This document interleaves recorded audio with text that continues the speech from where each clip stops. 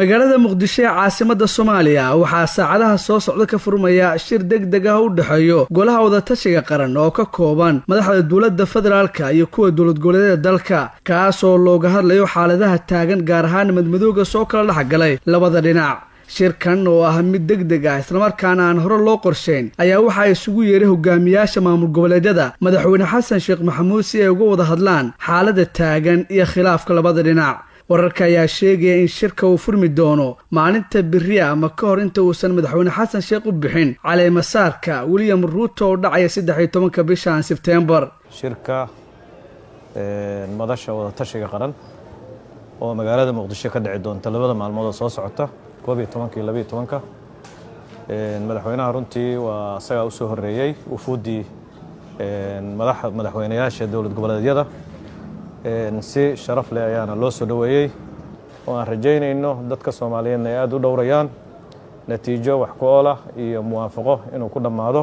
qaar ka mid ah hogaamiyaasha maamul goboleedyada ayaa soo gaaray magaalada muqdisho sida madaxweynaha Jubbaland Axmed Maxamed Salaam Axmed Madoobe oo maanta lagu soo dhaweeyay garoonka diyaaradaha aadan cadde ee magaalada muqdisho halkaas oo ay si diiran ugu soo dhaweeyeen wasiiro xildhibaano iyo mas'uuliyiin ka tirsan dawladda federaalka ee Soomaaliya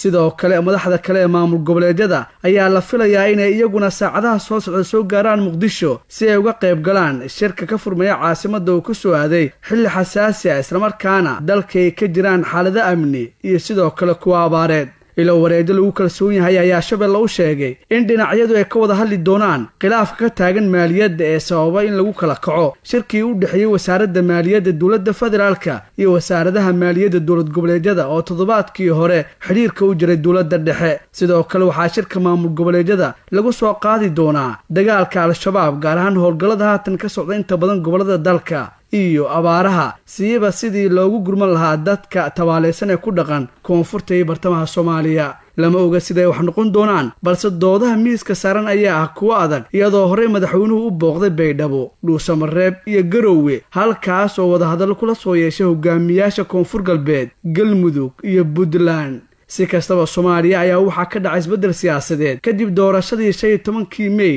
taas oo mar labaad xilka madaxweynaha loogu doortay mudane xasan sheekh maxamuud shirkadda Hormuud Telecom waxay macaamiisheeda u samaysay qiimo dhimis ballaaran xirmooyinka internetka iyo kaarka ku hadalka ee adeega Anfac Plus xirmada cusub ee 25 senti waxaa laga dhigay 400 MB iyo 10 daqiiqo oo ku hadalka gudaha ah halka xirmada 0.5 kana laga dhigay 850 MB iyo 30 daqiiqo oo ku hadalka gudaha ah xirmada $1 waxaa laga dhigay 2 GB oo internet data ah 100 daqiiqo oo ku hadalka gudaha ah iyo 50 fariin qoraaleed $2 waxaad ku heli kartaa 5 GB oo data ah 200 oo daqiiqo oo ku hadalka gudaha ah iyo 100 fariin qoraaleed $5 waxaad ku heli kartaa 12 GB 500 oo daqiiqo oo ku hadalka gudaha ah iyo 150 fariin qoraaleed $10 waxaad ku heli kartaa 28 GB oo internet data ah 1000 daqiiqo oo ku hadalka gudaha ah 2 daqiiqo oo dibadda ah iyo 300 oo fariin qoraaleed ah ugu shubo EVC Plus-kaaga